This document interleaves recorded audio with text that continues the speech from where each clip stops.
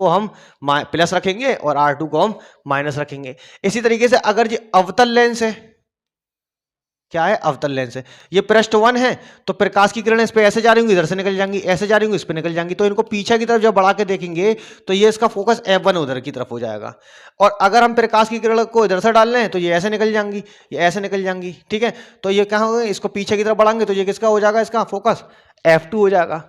तो हमको क्या करना है, अवतल लेंस की कंडीशन में हमें याद रखना है कि R1 जो होगा हमारा, हेलो स्टूडेंट्स, कैसे हैं आप लोग, बढ़िया एकदम। तो आइए स्टार्ट करते हैं यूपी बोर्ड का क्लास 12th, और इसके अंदर हम देखेंगे चैप्टर नंबर 2 और खंड खा है हमारा, यानी कि सेकंड वॉल्यूम हम स्टार्ट कर रहे हैं। यूपी बोर्ड 2022 के लिए बहुत इंपॉर्टेंट टॉपिक इसके अंदर मौजूद है, ठीक है। तो चलिए चलते हैं पहले टॉपिक की तरफ, ठीक है। तो देखिए पहला टॉपिक हमारा क्या है, पहला टॉपिक है गोलीय अवतल पृष्ठ पर अपवर्तन के सूत्र की स्थापना करनी है। हमको क्या करना है, गोलीय अवतल पृष्ठ लेना है, उसके ऊपर अपवर्तन के सूत्र की स्थापना करनी है। तो देखिए एक हम गोलीय अवतल पृष्ठ लेंगे और उससे हमें ये वाले सूत्र की स्थापना करनी है, कितनी, n/v - 1/u = n - 1/r। इस सूत्र की हम स्थापना करेंगे, ठीक है। यानी कि हमें एक गोलीय अवतल पृष्ठ का ये वाला सूत्र स्थापित करना है। तो हम क्या करेंगे, इसके लिए हम एक गोलीय अवतल पृष्ठ बनाएंगे। क्या बनाएंगे, एक गोलीय अवतल पृष्ठ, ठीक है साहब। ये हमने कोई एक गोलीय अवतल पृष्ठ बना लिया, ठीक। एक गोलीय अवतल पृष्ठ हमें बनाना है, ये हमने एक गोलीय अवतल पृष्ठ ले लिया, ठीक है। और इस सूत्र की हमें स्थापना करनी है। तो देखिए यहाँ पर क्या होगा, प्रकाश की किरण जो है सघन विरल माध्यम से सघन माध्यम में जाएगी। ये दोनों तरीके की इमेज फॉर्म करता है, वर्चुअल भी और रियल भी, लेकिन आपके यूपी बोर्ड में जितना है हम उसको उतना ही बता देंगे, ठीक है। तो सबसे पहली चीज क्या है, जब प्रकाश की किरण एक माध्यम से दूसरे माध्यम में प्रवेश करती है साहब, ठीक है, एक माध्यम से दूसरे माध्यम में प्रवेश करती है, तो वो क्या करती है, अपने मार्ग की ओर, अपने मार्ग से हट जाती है। क्या होती है, अपने मार्ग से हट जाती है, ठीक है साहब। तो हमने क्या किया, यहां पर एक प्रकाश की किरण ली जो इसके बिल्कुल सेंटर से होके जाएगी, ठीक है साहब। और हमने देखा कि इस साइड का जो माध्यम है इसका वो कितना है, n1 है, और दूसरी साइड का माध्यम कितना है, n2 है। यानी कि विरल से वो कहाँ जा रही है, सघन में जा रही है, विरल से सघन में, ठीक है, विरल से सघन में जा रही है। तो हम क्या करेंगे, इसके ऊपर एक बिंदु वस्तु ओ रख लेते हैं। क्या रखते हैं, यहां पर सपोज किया हमने बिंदु वस्तु ओ रखी हुई है हमारी कोई, यहां पर क्या है, यहां पर कोई बिंदु वस्तु ओ रखी हुई है, ठीक।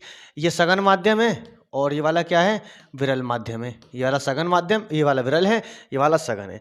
अब ये प्रकाश की किरण बिंदु वस्तु ओ से गुजरेगी, कहां से जाएगी, बिंदु वस्तु ओ से, और इस सरफेस पे कहीं जाकर ये टकरा जाएगी, ठीक है। अब जिसका मुंह जिधर होता है उसका वक्रता त्रिज्या और वक्रता केंद्र, फोकस दूरी उसी साइड में होती है। तो ये प्रकाश की किरण इधर गई है, इसका वक्रता केंद्र इधर की तरफ है, ठीक है साहब। तो हम क्या करेंगे, यहां पर एक अभिलंब ड्रॉ कर लेंगे। हम क्या क्या ड्रॉ कर लेंगे, एक अभिलंब हमने ड्रॉ कर लिया। मान लीजिए अभिलंब ये जा रहा है, ठीक है, यानी कि हमने क्या करा, इसके ऊपर एक अभिलंब ड्रॉ किया है इस तरह से, ये हमारा अभिलंब हो गया, क्लियर। जहां पर अविलंब होता है वहां पर क्या बनता है, हमारा ऑप्टिकल सेंटर सी पे जाके ये कट कर जाता है, ठीक है। अब क्या है, हम प्रकाश की किरण को झुकाएंगे। प्रकाश की किरण कहां झुकेगी, अविलंब के पास झुकेगी, ठीक है साहब। तो अविलंब का पास हमने मान लीजिए इधर ले लिया, ये हमारा अविलंब हो गया। प्रकाश की किरण कहां झुक गई, इधर की तरफ हो गई, अविलंब के पास झुक गई। अब हम क्या करते हैं, इस प्रकाश की किरण को जब पीछे की तरफ बढ़ाते हैं, ठीक है, तो इसका हमें कहीं किसी इस वाली अक्ष पर हमें को मिल जाता है, इसका कहीं एक प्रतिबिंब बनने होता है। तो इसका प्रतिबिंब मान लिया हमने, ये आई है, आई क्या है, इसका प्रतिबिंब है, ठीक है साहब। अब यहां से ये कुछ अल्फा डिग्री कोण पर है, ठीक है। मान लिया यहां से ये बीटा डिग्री कोण बना रहा है और यहां से ये गामा डिग्री कोण बना रहा है, ठीक है साहब। प्रकाश की किरण एक माध्यम से दूसरे माध्यम में जा रही है, ठीक है, तो क्या होगी, अभिलंब के पास झुक जाएगी, ठीक है साहब। अब हमने मान लिया, देखो ये अभिलंब था ना हमारा सफेद वाला, और ये प्रकाश की किरण है, ये क्या है, ये प्रकाश की किरण है, और ये क्या है, हमारा अभिलंब है। तो अभिलंब के बीच बना कोण कितना होता है, अभिलंब और आपतित किरण के बीच बना कोण कितना होता है, आई होता है, ठीक है साहब। और अभिलंब और उसके बीच में बना कोण, यानी कि अपवर्तित किरण के बीच बना कोण कितना होता है, आर हो गया। ये हमारा एंगल आर है, क्लियर। यहां तक समझ में आ गया हमको। हमने यहां पर एक बिंदु पी ले लिया। अब देखिए इस वाले हिस्से को हम नेगलेक्ट कर देंगे और यहां पर हम क्या करते हैं, एक नॉर्मल ड्रॉ कर लेते हैं। क्या ड्रॉ करते हैं, एक नॉर्मल। तो हमने यहां पर ये नॉर्मल ड्रॉ कर लिया, ठीक। और ये वाला जो हिस्सा है ना, इसको नेगलेक्ट कर देते हैं, और ये बहुत पास होता है, पोल से बहुत पास होता है, पी और एन। पी और एन जो है ना लगभग अप्रोक्सीमेट बराबर होते हैं, बिल्कुल बराबर होते हैं, ठीक है साहब। प्रकाश की किरण एक माध्यम से दूसरे माध्यम में जब चली जाती है तो कौन सा लॉ लगता है? सबसे पहले लगता है हमारा स्नेल लॉ। ठीक, तो हम जानते हैं स्नेल का लॉ क्या कहता है? स्नेल लॉ कहता है हमारा, यानी कि हमें कौन सा लॉ लगाना है? स्नेल का नियम लगाना है। क्या लगाना है? स्नेल का नियम। ठीक, तो हम जानते हैं स्नेल का नियम क्या कहता है? स्नेल का नियम यानी कि अपवर्तन का दूसरा नियम हम जानते हैं क्या होता है? Sine I upon sine are किसके बराबर होता है? अपवर्तनांक के बराबर होता है। किसके बराबर होता है? अपवर्तनांक के। अब प्रकाश की किरण कहां से गई है? n1 से n2 तक गई है, ठीक है। तो हम जानते हैं स्मॉल n किसके बराबर होता है? n2 अपॉन n1 के, ठीक है साहब। तो हमने क्या करा यहां पर sine I upon sine are किसके बराबर कर लिया? n2 अपॉन n1 के, ठीक है साहब। अब हम जानते हैं ये जो कोण बन रहा है ना, ये बहुत छोटे कोण है। क्या है? बहुत छोटे कोण है। क्लियर। तो हम क्या करेंगे? इसको छोड़ देंगे, साइन को छोड़ देंगे। तो हमने जैसे ही साइन को छोड़ा तो आई अपॉन आर किसके बराबर हो गया? n2 अपॉन n1 के। ठीक, यहां से n2 कितना हो गया? आई, और n1 कितना हो गया? आई हो गया। n1 आई होगा ना, n1 आई, और n2 कितना होगा? n2 आर के बराबर होगा। इसको अब हमने मान लिया समीकरण नंबर 1। अब देखिए यहां पर स्नेल का नियम तो हमने लगा दिया है, आई और आर की वैल्यू हमें फाइंड करनी है, ठीक है साहब। तो आई और आर की वैल्यू जो फाइंड करेंगे, अब हम ट्राइंगल से फाइंड करेंगे, क्योंकि हमने एक पॉइंट ऑब्जेक्ट रखा है और ये यहां पर ट्राइंगल बना रहे हैं, ठीक है साहब। तो इसलिए हम क्या करेंगे? यहां से ट्राइंगल से आई और आर की वैल्यू फाइंड कर लेंगे, ठीक है साहब। तो देखिए हम यहां पर देखेंगे, इसकी ऊंचाई हमने कितनी मान ली? इसकी ऊंचाई मान ली हमने h है। ये यहां पर एक पॉइंट a है और इसकी ऊंचाई जो है वो कितनी है? n है। क्लियर। a से n तक की जो ऊंचाई है वो कितनी है? h है। क्लियर हो गया साहब। जहां पर प्रकाश की किरण आपतित हो रही है। ठीक, अब हम जानते हैं टेन अल्फा हम जब यहां से निकालेंगे तो टेन अल्फा भी बाद में निकालेंगे, ठीक है। टेन अल्फा बाद में निकालेंगे। पहले ये देख लें, ये क्या था? हमारा प्रकाशिक केंद्र सी था ना, यानी कि हमारा क्या था? वक्रता केंद्र सी था। तो वक्रता केंद्र सी और ध्रुव के बीच की जो दूरी होती है उसको हम क्या बोलते हैं? वक्रता त्रिज्या। यहां पर हमने कैपिटल आर से इसको प्रदर्शित कर दिया। अब ये आई यानी कि वस्तु की प्रतिबिंब की दूरी और ध्रुव के बीच की जो यानी कि प्रतिबिंब और ध्रुव के जो बीच की दूरी होती है वो कितनी होती है? v होती है। तो हमने ये ले लिया हमारा v। इसी तरीके से वस्तु और ध्रुव के जो बीच की दूरी होती है वो क्या कहलाती है? वस्तु की दूरी, यानी कि u कहलाती है। क्या कहलाती है? u। ये सारी दूरियां जो है ना, या तो ध्रुव से नापते हैं या फिर ध्रुव तक नापते हैं। क्लियर। नापने नपाने का खेल चलेगा साहब। अब हम यहां से पहले क्या करें? अल्फा बीटा और गामा की वैल्यू फाइंड करते हैं। तो अल्फा बीटा और गामा की जो वैल्यू फाइंड करेंगे तो हम जानते हैं ये अल्फा यहां से एंगल बना रहा है, टेन अल्फा इक्वल टू कितना होता है? परपेंडिकुलर अपॉन बेस, यानी कि लंब बटे आधार। तो ये कितना हो जाएगा? h अपॉन, और आधार इसका कितना हो गया? u हो गया। चूंकि ये सारी दूरियां किसकी तरफ है? माइनस की तरफ है, तो हम क्या करेंगे? यहां पर इसका माइनस लिख देंगे, ठीक है साहब। इसी तरीके से हम क्या करेंगे? बीटा की वैल्यू फाइंड करेंगे। तो टेन बीटा इक्वल टू कितना मिल जाएगा हमको? Minus h। अब देखो बीटा कहां से? प्रतिबिंब की दूरी से, यानी कि प्रतिबिंब से, तो h अपॉन कितना हो जाएगा? v, ठीक है साहब। अब इसी तरीके से हम जब टेन गामा की वैल्यू फाइंड करेंगे तो टेन गामा इक्वल टू कितना होगा? माइनस का h अपॉन आर, क्योंकि गामा यहां से लेके आर बना रहा है। माइनस साइन क्यों रखे गए हैं? क्योंकि ये सब नेगेटिव एक्सिस की तरफ है। अब क्या करेंगे? जैसे हमने साइन को छोड़ा था, बहुत छोटे कोण है, इसी तरीके से टेन को भी छोड़ देंगे। तो यहां से हमको अल्फा की वैल्यू कितनी मिल जाएगी? माइनस का h अपॉन यू, और बीटा की वैल्यू कितनी मिल जाएगी? माइनस का h अपॉन वी, और गामा की वैल्यू कितनी मिल जाएगी? माइनस का h अपॉन आर। ये हमको अल्फा बीटा गामा की वैल्यू मिल गई। क्लियर।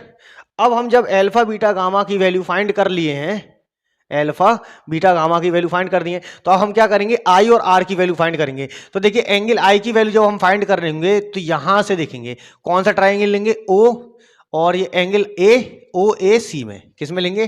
ट्राइंगल ओ ए सी में ले रहे हैं। किस में ले रहे हैं? ट्राइंगल ओ ए सी में।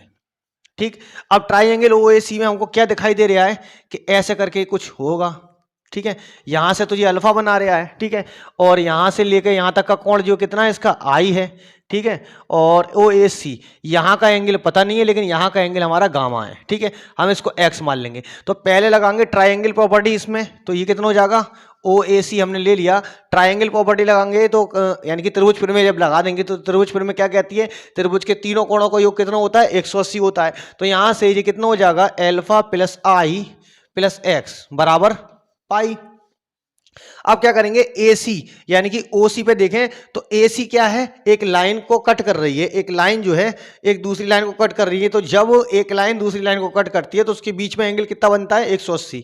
ठीक है, तो यहां से x प्लस गामा कितना हो जाएगा हमारा, पाई के बराबर हो जाएगा। जैसे ही इन दोनों वैल्यूओं को बराबर रखेंगे तो अल्फा प्लस आई प्लस एक्स बराबर कितना हो जाएगा, गामा प्लस एक्स। एक्स से एक्स कट गया तो यहां से कितना हो गया, अल्फा प्लस आई बराबर हो जाएगा गामा। तो आई बराबर हमको कितना मिल जाएगा, गामा माइनस अल्फा। क्या मिल जाएगा, गामा माइनस अल्फा। ठीक है साहब। अब इसी तरीके से हम क्या करेंगे, ट्राइंगल लेंगे कौन सा, अब यहां पर आर आना चाहिए। तो देखिए त्रिभुज के आमने सामने कोण कैसे होते हैं, बराबर होते हैं।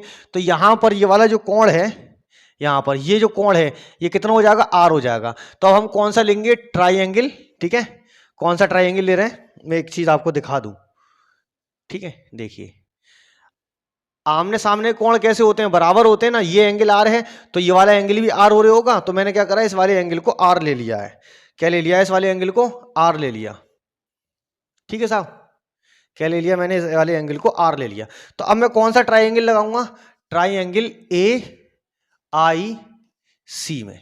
ठीक है, ट्राइंगल AIC लगाऊंगा तो यहां से मिलेगा मुझको बीटा प्लस आर, और इसको मैं मान लूंगा एक्स, यानी कि ये इस तरह से मिल रहा होगा। ठीक है, ये हमारा कुछ एंगल पता नहीं है, ये हमारा एंगल बीटा है और ये वाला एंगल हमारा कितना हो जा रहा है, आर हो जा रहा है। तो ट्राइंगल हम कौन सा ले रहे हैं, IAC में ले रहे हैं, और ये हमको कितना मिल रहा है, गामा। अब इसी तरीके से हम यहाँ भी एक्स मान लेंगे तो ये कितना हो जाएगा, beta plus R plus x.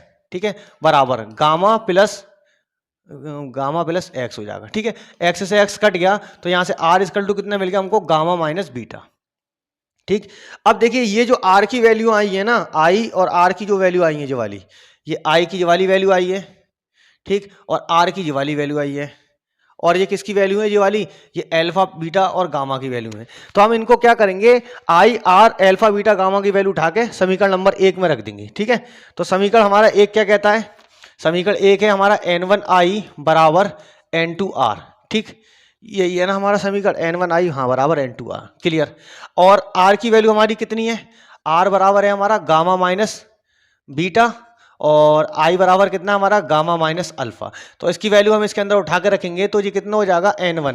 I की जगह कितना रखना है हमें, गामा माइनस अल्फा, और N2 R की जगह कितना रखना है हमको, गामा माइनस बीटा। और हम जानते हैं अल्फा बीटा गामा की वैल्यू कितनी थी हमारी, अल्फा की वैल्यू थी -H/U। ठीक है, और बीटा की वैल्यू कितनी थी, माइनस का H/V, और गामा की वैल्यू कितनी थी, माइनस का H/R। तो जैसी इन वैल्यूओं को उठा के इसके अंदर पुट करेंगे, ठीक है, तो यहां से देखिए कितना हो जाएगा, N1, तो ये इधर ही रह जाएगा। गामा की जगह आपने कितना रख दिया, माइनस का H/R, और यहां पर माइनस पहले से मौजूद है, अल्फा वाला माइनस को क्या कर देगा, प्लस कर देगा, प्लस H/U। ठीक, और बराबर कितना हो गया, बराबर हमारा N2। गामा की जगह दोबारा हम कितना रखेंगे, माइनस का H/R। अब ये बीटा वाला माइनस इस वाले माइनस को क्या कर देगा, प्लस कर देगा। तो ये कितना हो जाएगा, H/, बीटा कहाँ गया, V। ये वैल्यू हमको मिल गई। H क्या होगा, पूरे टर्म से कॉमन हो जाएगा, मिलके कट जाएगा। ठीक है, अंदर N1 का मल्टीपल हो जाएगा, तो ये बचेगा हमारा माइनस का N1R प्लस का N1/U इज इक्वल टू, ये कितना हो गया हमारा, यहाँ पर हो जाएगा माइनस का N2/R, और जो हो जाएगा हमारा कितना, प्लस का N2/V। ठीक है, अब देखो V की वैल्यू एक तरफ कर लेंगे, और मतलब R की वैल्यू एक तरफ कर लेंगे, तो इसको इधर लेके जाएंगे, ये काय का हो जाएगा, देखो इसको इधर लेके जा रहे हैं, तो ये तो हो गया हमारा N2/V, यहाँ पर बचा हुआ है, इसको इधर लाए तो कितना हो गया, माइनस का N1/U। क्लियर, बराबर इस वाले N2 को इधर लेके जाएंगे तो किसका हो जाएगा, प्लस का N2/R माइनस का N1/R। क्लियर, यहां से देखिए हमको क्या मिल गया, यहां से हमको मिल जाता है N2 माइनस N1/R बराबर N2/V माइनस का N1/U। ये तो फॉर्मूला जो आ गया दो टर्म के अंदर आ गया। ठीक है, एक N2 और N1 के पदों में। अब हम क्या करना है, सीधा हमें N1 लिखना है या N लिखना है, तो हम क्या करेंगे, दोनों ओर क्या करें, 1/N1 का भाग लगा दें। जैसे ही हमने 1/N1 का भाग लगाया तो ये हो जाएगा N2/N1 माइनस का N1/N1, और नीचे बचेगा हमारा R बराबर, यहां पर हम जैसे ही लगाएंगे तो ये कितना हो जाएगा, N2/N1 माइनस का N1/N1, और ये हो जाएगा हमारा V, और ये हो जाएगा हमारा U। ठीक है, तो ये वाला जो माइनस है उठा के कहाँ लिया है, नीचे लिया है। ये हो गया, ठीक है। और we know date n2 upon n1 किसके बराबर होता है भाई, n के। तो ये तो n के बराबर हो गया, ये कट गए, तो कितना हो गया यहाँ से n minus one upon r बराबर n अपॉन v माइनस का 1 अपॉन u।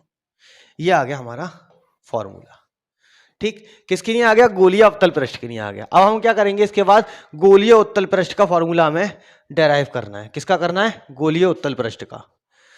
चलो ये है हमारा गोलीय उत्तल पृष्ठ, ठीक है साहब। अब हमने क्या किया, एक गोलीय अवतल पृष्ठ तो कर लिया, अब एक गोलीय उत्तल पृष्ठ बनाना है हमको, ठीक है। तो हमने ये गोलीय उत्तल पृष्ठ बना लिया, ठीक। ये क्या बना लिया हमने, गोलीय उत्तल पृष्ठ। ये हमारा क्या है, गोलीय उत्तल पृष्ठ है, क्लियर। यानी कि यहाँ का माध्यम कितना है, n1 है, और यहाँ का माध्यम कितना है, n2 है। विरल से सघन में जा रही है तो इसको हमने थोड़ा सघन कर लिया, ठीक। क्या करेंगे, सबसे पहले हम प्रकाश की एक किरण को इसके अंदर से गुजार देते हैं, जो इसके प्रकाशिक केंद्र सी या ऑप्टिकल सेंटर सी से होती हुई जा रही होगी, क्लियर। अब हम क्या करेंगे, यहाँ पर प्रकाश की एक किरण, यहाँ पर एक बिंदु वस्तु ओ रखेंगे। क्या रखेंगे, बिंदु वस्तु ओ रख ली हमने, मान लो यहाँ पर, ठीक है। यहाँ पर हमने एक बिंदु वस्तु ओ रख ली है, ठीक। अब इस बिंदु वस्तु ओ से प्रकाश की एक किरण गुजारेंगे जो इसके सरफेस पे जाकर टकराएगी, ठीक। अब जिसका मुंह जिधर होता है उधर ही हम क्या करते हैं, अभिलंब ड्रॉ कर देते हैं। और अभिलंब कहाँ जाता है, प्रकाशिक केंद्र से होता हुआ जाता है साहब। ये लिया हमने, यहां से एक अभिलंब इसके ऊपर इस तरह से ड्रॉ कर दिया, ठीक।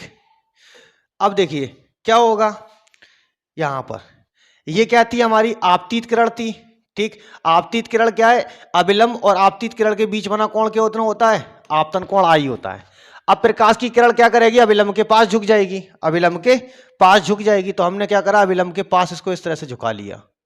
अरे कलर चेंज करो, ये हमने इसके अभिलंब के पास झुका लिया इसको, ठीक। अब हम क्या करेंगे, इस वाली प्रकाश की किरण को हम पीछे की तरफ बढ़ा के देखते हैं। कहां बढ़ाते हैं, पीछे की तरफ। तो पीछे की तरफ हम जहां बढ़ाते हैं वहीं पर ही इसका इमेज बन जाता है। क्या बन जाता है, इमेज, ठीक है साहब। यहां पर आपतन कोण हो गया, और ये वाला कोण कितना हो गया, एंगल आर हो गया जी। क्या हो गया, एंगल आर, क्लियर। यहां पर हम इसी तरीके से क्या करेंगे, एक नॉर्मल ड्रॉ कर लेंगे, इस वाले हिस्से को नेगलेक्ट कर देंगे। P बहुत n के बहुत करीब होगा, कहां होगा, n के बहुत करीब होगा। ये हमारा क्या हो गया, ऑप्टिकल सेंटर C हो गया, ठीक है। और पोल से C तक की जो दूरी होती है वो कितनी होती है, रेडियस ऑफ कर्वेचर R, वक्रता त्रिज्या R होती है साहब। यहां पर बिंदु वस्तु O रखा हुआ है, तो बिंदु वस्तु O से P तक की जो दूरी होती है वो कितनी होती है, स्मॉल u होती है। ये हमारा यहाँ पर कितना बन गया, एंगल I बन गया। तो यहां से यहां तक की जो दूरी है वो हमने कितनी ले ली, v ले ली, क्लियर। n1 से कहां गया है, n2 में गया है, क्लियर हो गया। अब हमको क्या करना है, यहां से देखिए ये कुछ अल्फा डिग्री कोण पर था, ठीक है। जब इसका प्रतिबिंब बना तो इसकी जो प्रतिबिंब की जो कोण बना वो मान लिया बीटा डिग्री का बन गया। और यहां पर ये कितने डिग्री का एंगल बना रहा है, मान लो ये गामा डिग्री का एंगल बना रहा है। तो सबसे पहले हम क्या करेंगे, इसके अंदर जब प्रकाश की किरण एक माध्यम से दूसरे माध्यम में जाती है, जो पुराना खानदानी काम है हमारा, क्या है, स्नेल का नियम लगा देंगे। यहां पर क्या लगाएंगे, स्नेल का नियम, ठीक है। स्नेल का नियम क्या कहता है कि sine I upon sine are किसके बराबर होगा, n2 अपॉन n1 के, यानी कि अपवर्तनांक के बराबर होगा। साइन को हम छोड़ देंगे, साइन को हम छोड़ देंगे क्योंकि ये बहुत छोटे हैं। आई अपॉन आर बराबर कितना हो गया, n2 अपॉन n1, कितना हो गया, n2 अपॉन n1।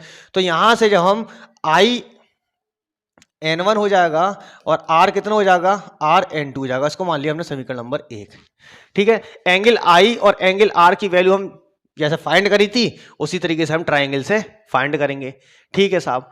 तो ये जो कोण है, यानी कि ये तो हमारा एंगल I हो गया। आमने सामने कोण कैसे होते हैं, बराबर होते हैं साहब, कैसे होते हैं, बराबर होते हैं। तो ये जो एंगल बना रहे होगा यहाँ पर, ये वाला एंगल बना रहे होगा R, ठीक है। चलते हैं फिर, तो यहां पर जो एंगल बना रहा है, ठीक है, I और R, तो हम क्या करेंगे, पहले I की वैल्यू निकालनी है, उसके बाद हमें काय की वैल्यू निकालनी है, R की वैल्यू निकालनी है, ठीक है। तो यहां से इस वाले त्रिभुज में हम ले लें, त्रिभुज ABO में, किस में ले लें, त्रिभुज ABO में। तो हम जानते हैं, नहीं त्रिभुज ABO में नहीं लेंगे हम, त्रिभुज लेंगे हम किस में, AIC में। किस में लेंगे, AIC में। और एक बार लेंगे त्रिभुज किस में लेंगे, हम इस वाले में ले रहे हैं, देखो AIC में ले रहे हैं, किस में, AIC में, ट्राइंगल AIC में, ठीक है साहब। AIC में आपने ले लिया। तो हम जानते हैं त्रिभुज के तीनों कोणों का योग कितना होता है, 180 होता है। कितना होता है, 180। तो AIC लेके चल रहे, तो यहां पर कितना आ गया, बीटा प्लस गामा। कितना आ गया, बीटा प्लस गामा। और ये वाला जो एंगल है, यहां से ये एंगल R बना लेगा। कितना बना लेगा, R बना लेगा। और यहां पर ये कितना हो जाएगा, X हो जाएगा। तो यहां से हमको मिल जाएगा alpha plus beta plus gamma plus X बराबर, ठीक। और यहां से जो हमको वैल्यू मिलने वाली है, alpha plus beta plus gamma plus X बराबर, यहां पर कितना है, एंगल R है। क्या है, एंगल R। तो यहां पर हो जाएगा हमारा X प्लस R, X से X कट जाएगा, तो R बराबर कितना मिल गया हमको, गामा प्लस बीटा। ठीक है। इसी तरीके से हमको I की जो वैल्यू मिलेगी वो मिलेगी गामा प्लस अल्फा। क्या मिलेगी, गामा प्लस अल्फा। तो I और R की वैल्यू हमने फाइंड कर ली। अब अल्फा बीटा गामा की वैल्यू फाइंड करेंगे। तो हम देखिए, जब यहां से tan अल्फा लगाएंगे, ठीक है, tan अल्फा यहां से इस वाले एंगल से, tan थीटा बराबर कितना होता है, लंब बटे आधार। तो ये कितना हो जाएगा, इसको हमने मान लिया h, और आधार हमारा कितना हो जाएगा, u। ठीक है। तो ये कितना हो गया, माइनस का h अपॉन यू। क्यों हो गया, क्योंकि ये u जो है माइनस की तरफ है। इसी तरीके से बीटा भी माइनस मिलेगा हमको। तो tan beta is equal to कितना हो जाता है हमारा, माइनस का h अपॉन v हो जाता है, यहां से h अपॉन v। ठीक है। अब हम क्या करेंगे, गामा की वैल्यू फाइंड करेंगे। तो देखिए, गामा इधर है, ठीक है, पॉजिटिव की तरफ R आ रहा है, R किधर है, इधर पॉजिटिव की तरफ है। तो tan गामा जो मिलेगा हमको, वो कितना मिलेगा, h अपॉन R प्लस का मिल जाएगा। तो अल्फा बीटा गामा की वैल्यू हम यहां से निकाल देंगे, tan को छोड़ देंगे। तो हम जैसे ही tan को छोड़ेंगे, तो अल्फा की वैल्यू कितनी हो जाएगी, माइनस का h अपॉन यू। और बीटा की वैल्यू कितनी हो जाएगी हमारी, माइनस का h अपॉन v। और गामा की वैल्यू कितनी हो जाएगी, h अपॉन R। तो देखिए, अल्फा बीटा गामा की वैल्यू हमको मिल गई, आई और आर की वैल्यू हमने निकाल ली। तो अब हम क्या करेंगे, इस वाली इक्वेशन के अंदर पुट कर देंगे समीकरण नंबर 1 में। ठीक है। समीकरण नंबर 1 क्या है, आई एन वन बराबर आई आर टू। आई, और ये क्या कर दिया, कितना है हमारा, आई एन वन बराबर आर एन टू। ठीक है। आई की वैल्यू हमारी कितनी मिली है, गामा प्लस अल्फा, ये कितना हो गया, एन वन। और आर की वैल्यू हमको कितनी मिली है, gamma plus beta, gamma plus beta into N two. ठीक है साहब। अल्फा बीटा गामा की वैल्यू हमें कितनी मिली थी, अल्फा की मिली हमको माइनस का h अपॉन यू, और बीटा की वैल्यू हमको कितनी मिली है, माइनस का h अपॉन वी, और गामा की वैल्यू कितनी मिली है हमको, h अपॉन आर। कितनी मिली है, h upon R. Alpha beta gamma की वैल्यू हम उठा के इसके अंदर पुट कर देंगे। क्या कर देंगे, अल्फा बीटा गामा की वैल्यू उठा के इसमें जैसे ही हम पुट करेंगे, तो पुट पार्ट करने के बाद हमको कुछ वैल्यू मिल जाएंगी। ठीक है। ये हो जाएगा हमारा, यानी कि h अपॉन आर प्लस का प्लस अल्फा की जगह कितना हो जाएगा, माइनस का h अपॉन यू, और ये कितना हो जाएगा, n1। इसी तरीके से h अपॉन आर इधर हो जाएगा, और यहाँ कितना हो जाएगा, माइनस का h अपॉन v, और यहाँ पर कितना हो जाएगा, n2। h कॉमन मिलके कट जाएगा, तो ये कितना हो जाएगा, n1 अपॉन आर माइनस का n1 अपॉन यू बराबर n2 अपॉन आर माइनस का n2 अपॉन v। ठीक है साहब। अब r के पद को हम एक तरफ ले लें, इसको उधर ले जा रहे हैं और इसको इधर ले आ रहे हैं। तो v1 कहां से हो गया, n2 अपॉन v, इसको इधर ले आए, माइनस का n1 upon u is equal to n2 upon r minus का n1 अपॉन r। ठीक है साहब। ये सारी चीजें हो गई। ठीक, इतना सारा कुछ हो गया, इतना सारा कुछ हो गया। अब क्या करना है हमको, अब सीधी सीधी हमको इसकी वैल्यू का कैलकुलेशन कर देना है। ठीक है। तो ये कितना हो जाएगा, यहां से ये, तो हमको मान लो कोई समीकरण हमारा बन गया x, कितना बन गया, x कोई समीकरण बन गया। अब इस समीकरण में हम क्या करेंगे, इस समीकरण में हम 1 अपॉन n1 का भाग लगाएंगे, तो ये कितना हो जाएगा, n2 upon n1 upon v minus का n1 upon n1 upon u। ये कितना हो जाएगा, यहां से n2 upon n1 upon r minus n1 upon n1 upon r। n1 से n1 कैंसिल हो जाएगा, n2 अपॉन n1 किसके बराबर होता है, n के।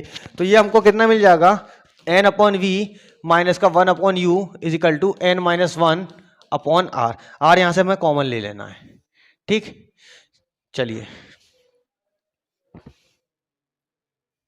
चलते हैं फिर नेक्स्ट टॉपिक की तरफ। नेक्स्ट टॉपिक हमारा क्या है, पतले लेंस पर फोकस दूरी के सूत्र की स्थापना करनी है। तो देखिए, पतले लेंस के लिए फोकस दूरी का जो सूत्र होता है वो इतना होता है, अरे साहब, 1 upon F is equal to n minus 1 1 upon r1 minus 1 upon r2। ठीक साहब। हम क्या करेंगे, पतले फोकस दूरी के लिए उत्तल लेंस से निकालेंगे और अवतल लेंस से भी इतना ही होता है। ठीक है, तो हमें पतले लेंस के लिए फोकस दूरी के सूत्र की स्थापना करनी है। तो हम क्या करते हैं, सबसे पहले एक पतला लेंस लेते हैं। क्या लेते हैं, एक पतला लेंस लेते हैं। याद रखना पतले लेंस के लिए ही वैलिड होता है ये जो वाला जो सूत्र है, किसके लिए, पतले लेंस के लिए वैलिड है। क्लियर। और एक ऐसा उत्तल लेंस लेंगे जिसकी दोनों वक्रता त्रिज्याएं क्या है, भिन्न भिन्न है, अलग अलग है। समान भी हो सकती हैं लेकिन हम क्या लेंगे, अलग अलग लेंगे। कितनी लेंगे, अलग अलग। तो हमने मान लिया है ये लेंस का पृष्ठ 1 है और ये लेंस का पृष्ठ 2 है। सबसे पहले चीज, एक रेस गुजार के रखो इसके अंदर से, इसके ऑप्टिकल सेंटर से एक रेस गुजार दो। ठीक है साहब, ये हमने गुजार दी। क्लियर हो गया यहां तक। अब मान लिया हमने लेंस की मोटाई टी है। क्या है, लेंस की मोटाई हमने मान ली टी। टी मोटाई का एक लेंस है, बाद में इसको नेगलेक्ट कर देंगे। ठीक है, बहुत इमेज जो बन जाएगी वो अलग कंडीशन में बनेगी जाके फिर। ठीक, यहां से क्या किया हमने, यहां पर एक कोई बिंदु वस्तु ओ रख ली। ठीक साहब, बिंदु वस्तु क्या रख ली हमने, ओ। इस पृष्ठ की जो पृष्ठ 1 है इसका मुंह इधर की तरफ होगा तो इसकी वक्रता त्रिज्या R1 इधर की तरफ होगी, और पृष्ठ 2 की वजह से वक्रता त्रिज्या कितनी होगी, R2 जो होगी वो इधर की तरफ होगी। ठीक है साहब। अब देखिए यहां पर एक चीज आपको याद रखनी है, इसके दो पृष्ठ हैं, तो पृष्ठ 1 का मुंह इस तरफ है, तो ये क्या करेगा, पृष्ठ 1 जो है इसका आभासी प्रतिबिंब बना देगा। कैसा बनाएगा, इसका आभासी प्रतिबिंब बनाएगा। ठीक, मान लो इसका जो आभासी प्रतिबिंब बना है वो पहले तो प्रकाश की किरण यहां से इतनी जाएगी। ठीक, ऐसे करके झुक रही होगी, अपवर्तन जब चलेगा इस तरह से ये निकल गई। ये इसका क्या है, आभासी प्रतिबिंब बन गया। क्या बन गया, आभासी प्रतिबिंब। ये बिंदु वस्तु ओ यहां रखी हुई है, क्या रखी हुई है यहां पर, ये बिंदु वस्तु ओ है, ये इसका आभासी प्रतिबिंब बन गया। ठीक, अब दूसरा पृष्ठ जो है, इस ये प्रतिबिंब जो है ना, अब दूसरे पृष्ठ के लिए वस्तु का कार्य करेगा। ठीक है, क्या करेगा, वस्तु का कार्य करेगा। तो इसका एक वास्तविक प्रतिबिंब वो यहां बना लेगा। मान लो इसका वास्तविक प्रतिबिंब जो है वो यहां से नहीं बनेगा, वास्तविक प्रतिबिंब यहां से बनेगा, इस सरफेस से, यहां से ये बना लेगा। ये इसका क्या है, वास्तविक प्रतिबिंब है। ठीक है साहब। अब देखिए यहां दो पृष्ठ हो गए, हमने क्या करा, इस लेंस को इस तरह से डिवाइड कर लिया, पहले आधा आधा कर लिया मान लो। ठीक, ये पूरी कहानी है। ये इसका क्या हो गया, प्रकाशिक केंद्र सी हो गया यहां पर। क्लियर। अब देखिए बिंदु वस्तु O से पृष्ठ 1 की जो दूरी है वो क्या है, वस्तु की दूरी है, यहां तक की दूरी कितनी हो गई, U। अब पृष्ठ 1 से प्रतिबिंब बना है, कहां से बना है, पृष्ठ 1 से प्रतिबिंब बना है, तो इस पृष्ठ 1 का जो आभासी प्रतिबिंब होगा वो कितना हो जाएगा, यहां पर V डैश हो जाएगा, और T मोटाई इसमें से घट के आएगी। मान लो घट के हम ले लेते हैं क्योंकि लेंस की भी कुछ मोटाई लेके चलेंगे, तो ये कितनी हो जाएगी, ये तो V हो गई, यहां से लेके यहां तक V हो गई, और यहां से ये कितनी हो जाएगी, V डैश माइनस T हो जाएगी। ठीक है, यहां तक बना लिया इसने। अब दूसरे पृष्ठ के लिए यहां पर जो प्रतिबिंब बना है इसका वो कितना बना, वास्तविक प्रतिबिंब बना है।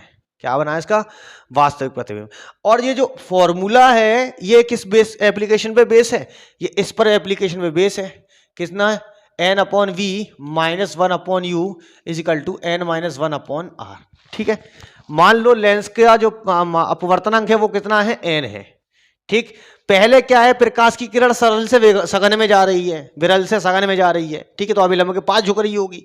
दूसरी बार क्या, सघन से विरल में निकल रही है, तभी दूसरा प्रतिबिंब बना रही है। ठीक है साहब, तो इसके हिसाब से जब हम करेंगे किसके लिए, पृष्ठ 1 के लिए, किसके लिए, पृष्ठ 1 के लिए, तो फॉर्मूला लगाएंगे तो कितना हो जाएगा, n upon V, n upon V. पृष्ठ 1 के लिए जो प्रतिबिंब बनना है वो कितना है, V डैश है, और V डैश माइनस टी हमने लेके चले, V डैश माइनस टी। ठीक है, माइनस का 1 upon you is equal to, वस्तु तो वही है ना, तो यू तो चेंज नहीं होगा, n माइनस 1 अपॉन R1 हो गया जी। क्या हो गया, n minus 1 upon R1। T जो है 0 कर देंगे, पतला लेंस है इसलिए टी को छोड़ देंगे, तो ये कितना हो जाएगा, n upon v dash minus 1 upon you is equal to n minus 1 upon R1। ठीक, इसको मान लिया हमने समीकरण नंबर 1। अब देखिए पृष्ठ 2 के लिए जो वस्तु है वो प्रतिबिंब बन चुका है, और जो प्रतिबिंब है वो वस्तु बन चुका है। ठीक है साहब, तो हम किसके लिए निकाल लें, पृष्ठ 2 के लिए निकाल लें। किसके लिए, पृष्ठ 2 के लिए। तो हम जानते हैं जब हम पृष्ठ 2 के लिए निकालेंगे तो अब जो है माध्यम कहां चेंज हो चुका है, सघन से सरल में आ रही है, तो n की जगह कितना हो जाएगा, 1 अपॉन n हो जाएगा। कितना हो जाएगा, 1 अपॉन n अपॉन, और जो प्रतिबिंब है वो वस्तु हो गया, ठीक है। तो ये कितना हो जाएगा हमारा v डैश, ठीक है। यानी कि v डैश जो क्या था, प्रतिबिंब था, तो वो किसका कार्य करेगा, वस्तु का, और ये क्या हो गया हमारा, प्रतिबिंब हो गया। तो ये तो हो जाएगा हमारा v, और यहां पर कितना हो जाएगा 1/v डैश, माइनस टी ले लेंगे, टी को 0 कर देंगे, ठीक है। बराबर कितना हो गया 1/n - 1/r2। इसकी पृष्ठ की त्रिज्या r2 है ना, ठीक। इतना कुछ समझ में आ गया, इतना कुछ समझ में आ चुका होगा, ठीक है। अब हम क्या करेंगे, इसको नीचे करेंगे, तो ये कितना हो जाएगा 1/nv - 1/v डैश बराबर 1 - n/nr2, ठीक। इस समीकरण को मान लेंगे हम समीकरण नंबर 2। समीकरण 2 में क्या करेंगे, दोनों तरफ n का गुणा कर लेंगे ऊपर की तरफ, ठीक है साहब। तो जैसे ही हमने n/nv करा माइनस, तो ये कितना हो जाएगा n/v डैश बराबर, ये कितना हो जाएगा, यहां से n कॉमन है भाई, यहां से n गुणा कर रहे हैं ना, तो 1 - n हो गया, और ये कितना हो गया nr2 हो गया। n से n कैंसिल हो जाएगा, यहां भी n से n कैंसिल हो जाएगा, तो ये कितना बचेगा 1/v माइनस 1/v डैश बराबर 1 - n/r2। इसको मान लिया हमने समीकरण नंबर 3। अब हम क्या करेंगे, समीकरण 1 व 3 को जोड़ देंगे, समीकरण 1 व 3 को हम जोड़ देंगे। समीकरण 1 व 3 को हम जैसे ही जोड़ेंगे, ठीक है, 1 व 3 से, तो 1 व 3 हमने जैसे ही करा तो कितना हो गया, देखो ये वाला समीकरण है, कितना हो गया n/v dash minus 1/u is equal to, दोनों तरफ जोड़ रहे हैं ना, तो इसको जोड़ लें, ठीक है। अब इसके इस वाले पोर्शन को जोड़ देंगे इस वाले को, तो ये हो जाएगा प्लस का 1/v माइनस का n/v डैश, ठीक। और यहां पर कितना मिला n - 1/r1, n - 1/r1 plus यहां पर कितना मिलेगा 1 - n/r2, कितना मिल जाएगा 1 - n/r2। ये सारे समीकरण हमको मिल चुके हैं, ठीक। अब हमको क्या करना है, सीधी सीधी वैल्यू कैलकुलेट कर देनी, जो कट रहा है वो काट देंगे, इसको काट दिया, यहां पर कितना बचा 1/v माइनस 1/u, और यहां से क्या करेंगे हम माइनस ले लेंगे कॉमन, क्या ले लेंगे माइनस कॉमन, तो ये हो जाएगा n - 1/r1 माइनस ये हो जाएगा हमारा n - 1/r2, ठीक है। और हम जानते हैं 1/v माइनस 1/u किसके बराबर होता है 1/f के, तो ये कितना हो जाएगा, यहां से n - 1 आ गया कॉमन, तो ये बचेगा अंदर 1/r1 माइनस 1/r2। देखिए उत्तल के लिए भी वही होगा और अवतल के लिए भी वही होगा, यही एक फॉर्मूला होता है, उत्तल का भी होता है ये, और यही हमारा क्या होता है अवतल का भी होता है। क्लियर, दोनों लेंसों के लिए ये चलेगा। अगर आपसे यहां पर इसकी क्षमता पूछ ले, चलो इसको उठा लेते हैं अभी, ठीक, कॉपी, मान लो देखो क्या था, उत्तल के लिए था, ये किसके लिए था उत्तल के लिए था ना, ठीक। अवतल के लिए लगाएंगे, देखो उत्तल लेंस ये था, क्लियर। तो इसका पृष्ठ ये वाला कितना था R1 था, ये कितना था R2 था, ये हमारे इधर चला गया। तो देखो इसका फोकस किस तरफ होगा, इस तरफ होगा, और इसका फोकस किस तरफ होगा, इस तरफ होगा, ठीक है। तो न्यूमेरिकल करते टाइम में हमको एक चीज याद रखनी है, एक पृष्ठ को R1 को प्लस या माइनस जो भी लेना है वो इसके हिसाब से लेंगे, पृष्ठ के हिसाब से। तो अगर R1 आपने इधर माना है तो R1 किस में गया, R1 तो प्लस में गया ना, और R2 को आपने इधर की तरफ माना है तो R2 किस में चला गया, माइनस में चला गया, किस में चला गया माइनस में। तो न्यूमेरिकल करते टाइम में आपको ये याद रखना है कि R1 को हम प्लस रखेंगे और R2 को हम माइनस रखेंगे। इसी तरीके से अगर ये अवतल लेंस है, क्या है अवतल लेंस है, ये पृष्ठ 1 है, तो प्रकाश की किरणें इस पे ऐसे जा रही होंगी, इधर से निकल जाएंगी, ऐसे जा रही होंगी, इस पे निकल जाएंगी, तो इनको पीछे की तरफ जब बढ़ा के देखेंगे तो ये इसका फोकस F1 उधर की तरफ हो जाएगा। और अगर हम प्रकाश की किरण को इधर से डाल रहे हैं तो ये ऐसे निकल जाएंगी, ये ऐसे निकल जाएंगी, ठीक है। तो ये क्या होगा, इसको पीछे की तरफ बढ़ाएंगे तो ये किसका हो जाएगा, इसका फोकस F2 हो जाएगा। तो हमको क्या करना है, अवतल लेंस की कंडीशन में हमें याद रखना है कि R1 जो होगा हमारा वो काय का होगा, माइनस का होगा, और R2 जो होगा वो हमारा काय का होगा, प्लस का होगा। क्लियर, ठीक है। चल अगर आपसे पूछ ले इसकी क्षमता कितनी है, क्या है क्षमता, तो देखिए लेंस की जो क्षमता होती है P इक्वल टू कितना होता है 1/f, फोकस दूरी के व्युत्क्रम को हम क्या बोलते हैं, लेंस की क्षमता बोलते हैं, क्या बोलते हैं, लेंस की क्षमता। यानी कि लेंस की क्षमता होती क्या है, लेंस की क्षमता होती है अगर कोई प्रकाश की किरण आ रही है, ठीक है, वो प्रकाश की किरण को कितना डेविएट कर रहा है, इसको डेल्टा को हम क्या बोलते हैं, लेंस की क्षमता बोलते हैं। यानी कि लेंस से जब प्रकाश की किरण गुजरती है तो गुजरने के बाद जितना झुकती है उस झुकाव को हम क्या बोलते हैं, डायोप्टर क्षमता बोलते हैं। और इसको हम किससे प्रदर्शित करते हैं, डी से। तो अगर इसकी क्षमता हम निकालेंगे तो ये कितना हो जाएगा, P बराबर 1/f की जगह P रख देंगे तो ये कितना हो जाएगा, n-1/1/r1 - 1/r2।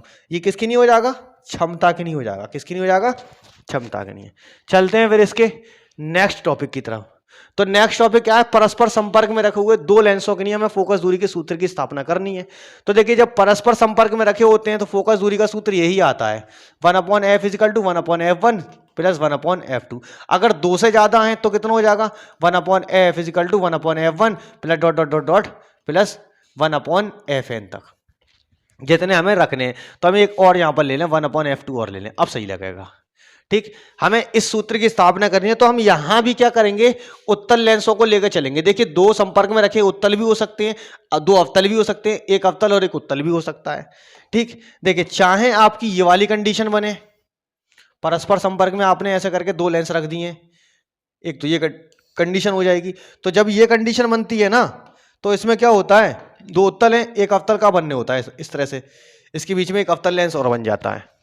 ठीक है, अगर हम दो उत्तल लेंस को इस तरह से रखें, ये दो उत्तल लेंस हैं, इनको हम परस्पर संपर्क में रख दें, परस्पर संपर्क में रख दें, तो इनके बीच में एक अवतल बन जाता है। और एक कंडीशन ऐसी होती है कि एक लेंस अवतल है, उत्तल है, दूसरा हमारा क्या है, अवतल है, संपर्क में रख दें। दो से ज्यादा रखे हुए हैं तो फिर वही कंडीशन बनना स्टार्ट हो जाएंगी। ठीक है, तो हमें इसके सूत्र की स्थापना करनी है। हम क्या करेंगे, परस्पर संपर्क में लाके दो लेंस रख दें, एक को लेंस ले लें हम L1 और दूसरे को लेंस ले लें हम क्या, L2। तो हम जैसे ही एक को L1 और एक को L2 लेंगे, ठीक है, एक लेंस को हमें क्या लेना है, L1 लेना है और दूसरे को हमें क्या लेना है, L2 लेना है। तो मान लो ये वाला लेंस L1 है और ये लेंस कितना है, L2 है। ठीक है, हम क्या करेंगे, इसके प्रकाशिक केंद्रों से होती हुई एक रेखा को उजाड़ देंगे, इसके प्रकाशिक केंद्र से होती हुई ऐसे करके एक रेखा को उजाड़ दी। और हम क्या करेंगे, यहां पर एक बिंदु वस्तु ओ रख लेते हैं। मान लो यहां पर एक बिंदु वस्तु ओ रखी हुई है, यहां से क्या होगा, प्रकाश की किरण लेंस के पहले सरफेस पर टकराएगी। ठीक, फिर क्या होगा, वो अपवर्तन के पश्चात झुक जाएगी, इसका प्रकाशिक केंद्र, इसका जो मुंह है वो इधर की तरफ है, इसका मुंह जो है वो इधर की तरफ है, तो एक वक्रता त्रिज्या इधर होगी, एक इधर होगी। ठीक, ये क्या होगी, अभिलंब के पास झुकेगी, अभिलंब के पास झुकेगी। तो इसका वक्रता केंद्र मान लो किधर होगा, इस तरफ होगा ना, इस वाली सरफेस का ये वक्रता केंद्र होगा। तो प्रकाश की किरण क्या होगी, अभिलंब के पास झुक रही होगी यहां से, तो ये ऐसा करके निकलेगी। फिर क्या होगा, यहां से एक पृष्ठ बनेगा तो इसका दूसरा पृष्ठ हो जाएगा। ठीक है, मान लेते हैं इसको हमने लिया 1, इसको लिया 2, इसका लिया 1, इसका लिया 2। ठीक है, तो ये क्या हो गया हमारा, ये वाला पृष्ठ 1 है तो इसकी वक्रता त्रिज्या R1 इधर की तरफ हो गई, इसकी किधर हो जाएगी, R2 इधर की तरफ हो जाएगी। इसी तरीके से दूसरी कहानी पर चलेगी। तो ये सब चलता रहा, हो गया ये सब क्या है, चलता रहेगा। अब क्या करना है हमें, इस वाले लेंस के लिए एक प्रतिबिंब आभासी बना देगा और यहां से एक प्रतिबिंब क्या होगा, इस तरह से एक वास्तविक प्रतिबिंब बनने होगा। इसका क्या बनने होगा, एक वास्तविक। तो मान लो इसकी फोकस दूरी कितनी है, F1 होगी, इसकी फोकस दूरी कितनी है, F2 होगी। यहां से जो वस्तु रखी हुई है, वस्तु की दूरी U है। पहला प्रतिबिंब कहां से बना है, पहला प्रतिबिंब हमारा यहां से बना है, आभासी, तो हमने मान लिया इसका ये V' हो जाएगा। और दूसरा प्रतिबिंब कहां से बना है, यहां से बना है, तो ये किसकी नहीं बना है, ये V के नहीं बना है। ये इसका वास्तविक प्रतिबिंब है, ये इसका आभासी प्रतिबिंब है। ठीक, तो एक लेंस के लिए फोकस दूरी क्या होगी, एक लेंस के लिए वस्तु जो है प्रतिबिंब हो जाएगी और दूसरे के लिए प्रतिबिंब वस्तु बन जाएगा। ठीक है साहब, तो हम क्या करेंगे, लेंस L1 के लिए निकाल लें, किसके लिए, लेंस L1 के लिए। तो लेंस हम L1 के लिए जब निकालेंगे तो 1/f = कितना हो गया, 1/v। ठीक है, -1/u, ये होता है हमारे लेंस का सूत्र। तो लेंस L1 के लिए हम इसी फॉर्मूले से निकालेंगे भैया, ये हमारा बेसिक फॉर्मूला है इसका, इससे ये वैल्यू निकलेंगी। तो देखिए पहले लेंस के लिए तो u ही है, 1/f1 मान लिया इसकी 1/f1 है। और पहले लेंस के लिए u जो है क्या प्रतिबिंब बना रहा है, V' बना रहा है, तो कितना हो गया, 1/v' -1/u। अब दूसरे लेंस की जो कहानी चलेगी वो इधर से चलेगी, इधर से। ठीक है, तो यहां पर क्या होगा, इसको तो मान लिया हमने 1, दूसरे लेंस के लिए जब निकालेंगे लेंस L2 के लिए, तो जो वस्तु है वो प्रतिबिंब हो जाएगी और जो प्रतिबिंब है वो वस्तु बन जाएगा। यानी कि ये V क्या है, ये प्रतिबिंब है और ये क्या है, वस्तु है। तो 1/f2 = ये कितना हो जाएगा, 1/v माइनस का 1/v'। ठीक, ये मिल गए। इसको मान लिया हमने समीकरण नंबर 2। समीकरण 1 व 2 को हम क्या कर देंगे, बराबर कर देंगे। तो समीकरण 1 व 2 से जब हम निकालेंगे, 1 व 2 से, तो ये कितना हो जाएगा 1/f1 प्लस 1/f2, इधर का हिस्सा जुड़ गया। अब क्या करेंगे, इस साइड का जोड़ लेंगे, तो 1/v dash minus 1/u plus 1/v minus का 1/v डैश। ठीक, ये क्या है, इससे ये कट जाएगा, इससे ये कट जाएगा। 1/f1 प्लस 1/f2 किसके बराबर हो गया, 1/v माइनस 1/u। और हम जानते हैं 1/v माइनस 1/u किसके बराबर होता है, 1/v माइनस 1/u किसके बराबर होता है, बताओ, f के बराबर होता है भैया। तो ये कितना हो जाएगा, इसको इधर ले चल रहा हूं, ठीक है। 1/f इजिकल टू कितना हो जाएगा, 1/f1 प्लस 1/f2। ये आ गया हमारे परस्पर संपर्क में रखे दो लेंसों की फोकस दूरी का सूत्र। और अगर इनकी क्षमता निकालनी हो तो कितना हो जाएगा, p बराबर p1 प्लस p2। दो से ज्यादा रखे होंगे तो p1 plus p2 plus p3 dot dot dot pn तक हो जाएगा साहब। चलते हैं इसके नेक्स्ट टॉपिक की तरफ। तो देखिए नेक्स्ट टॉपिक हमारा क्या है, लेंसों के लिए न्यूटन का सूत्र है। अरे क्या कर दिया हमने, लेंसों के लिए न्यूटन के सूत्र, परस्पर संपर्क में रखे दो लेंस। अच्छा चलो ठीक है, यानी कि हम इसको यहाँ से हटा दें, इसको हम यहाँ से कट कर लें और इधर की तरफ चलते हैं नेक्स्ट पेज पे। इसको हमने यहाँ पर पेस्ट कर लिया। अच्छा, लेंसों के लिए न्यूटन के सूत्र क्या कहता है, तो देखो लेंसों के लिए जो न्यूटन का सूत्र होगा वो होगा F1 F2 बराबर होगा हमारा x1 x2 के। यहां पर क्या करेंगे, हम उत्तल लेंस को लेकर चलेंगे, इससे आसान पड़ता है, ठीक है। निकाल हम अवतल से भी सकते हैं। अगर आपको उत्तल और अवतल दोनों में देखना है तो मेरी इसकी पर्टिकुलर 18-19 वीडियो मैंने बना रखी है इसके ऊपर CBSE बोर्ड में, आप उसमें जाकर देख लीजिए, ठीक है।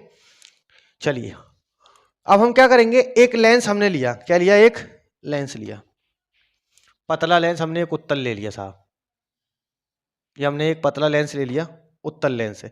तो सबसे पहली कहानी जो खानदानी है, क्या करेंगे, इसके ऑप्टिकल सेंटर से एक प्रकाश की किरण गुजार देंगे। क्या गुजार देंगे, प्रकाश की एक किरण। अब क्या करेंगे, इसकी एक साइड पे हमने यहां पर कोई बिंदु वस्तु, वो बिंदु वस्तु नहीं, कोई एक वस्तु रख ली O, ठीक है। अब देखिए जब प्रकाश की किरणें इस वस्तु O डैश पर टकराएंगी, ठीक है, तो टकराने के पश्चात क्या होगा, वो ऐसे भी निकलेंगी, ऐसे निकलेंगी, ऐसे निकलेंगी, ऑप्टिकल सेंटर से जाती हुई निकलेंगी, यहां से निकलेंगी, यहां से निकलेंगी, इस तरह से निकल रही होंगी, तमामी दुनिया की निकल रही होंगी यहां पर। तो हम क्या करेंगे, इनमें से कुछ रेस को पकड़ लेते हैं और फिर निकालेंगे, ठीक है। हमने एक रेस तो इसके पैरेलल गुजार दी, कहां गुजारनी है हमको, एक रेस इसके समांतर गुजारनी है, मुख्य अक्ष के साथ। एक रेस हमने इसके मुख्य अक्ष के समांतर गुजार लीजिए, O डैश हो गया, ठीक है साहब। एक प्रकाश की किरण हमने यहां से गुजारी, ये रही, मान लीजिए प्रकाश की किरण मुख्य अक्ष के समांतर चलती हुई गई। अब हम क्या करेंगे, एक प्रकाश की किरण को हम यहां से गुजार लेंगे, इसके प्रकाश के केंद्र से ना होते हुए यहां से गुजारनी है हमको, यहां से, ठीक है। मान लीजिए ये प्रकाश की किरण जो थी हमने यहां से गुजार दी इधर, ठीक है, फोकस से होती हुई जाएगी ये वाली। ये प्रकाश की किरण क्या होगी, यहां से अपवर्तित होगी और यहां से कहीं से ऐसे करके निकल रही होगी, क्लियर। और जो प्रकाश की किरण जब तिरछी पड़ती है तो वो कैसी हो जाती है, सीधी हो जाती है, और जो सीधी पड़ती है वो कैसी हो जाती है, तिरछी हो जाती है। तो जहां पर ये दो वस्तुएं मिल रही, दो प्रकाश की किरणें मिल रही होंगी, वहीं पर इसका क्या बन जाएगा, वहीं पर इसका प्रतिबिंब बन जाएगा। ये रहा हमारा इसका प्रतिबिंब, क्या बन गया इसका, ये प्रतिबिंब बन गया साहब, ठीक है। अब हमने इसको मान लिया I और इसको मान लिया हमने I डैश, ठीक। और इसको मान लिया हमने, ये सरफेस 1 था ना, ये 1 था, ये 2 था, तो इसका ये कितना हो गया, फोकस F2 हो गया, और इस वाले पृष्ठ की ये वाला कितना हो गया, फोकस F1 हो गया। अब देखिए इसके प्रकाशिक केंद्र से, कहां से, इसके प्रकाशिक केंद्र से हमने एक रेखा ऐसे गुजार ली, ठीक। अब यहां से देखेंगे, देखो इस ऑप्टिकल सेंटर से यहां तक की जो दूरी होगी वो कितनी होगी, F1 होगी, और इस वाले के लिए ये कितनी होगी, यहां से लेके ये कितनी होगी, F2 होगी, कितनी होगी, F2। अब वस्तु और फोकस के बीच में कुछ दूरी पर ये वस्तु जो रखी गई है, हमने इसकी दूरी ले ली, मान लीजिए कितनी, x1 ले ली, कितनी ले ली, x1, ठीक है। पृष्ठ 1 कितनी है, उधर कितनी है, उधर F1 है, इधर F2 है, उधर कितनी है, F1 ले लिया हमने, और इधर कितना ले लिया, F2 ले लिया। तो ये वाली जो दूरी हो गई, मान लीजिए कितनी हो गई, F2 हो गई ना, ठीक। और ये वाली इस वाले पृष्ठ की कितनी हो गई, F1 हो गई। तो यहां से यहां तक की जो दूरी हमने मान ली वो कितनी मान ली, x2। तो ये F1 और I के बीच में जो प्रतिबिंब बनेगा, यहां तक की जो दूरी है वो हमने कितनी ले ली, x1 ले ली, क्या ले ली, x1, ठीक।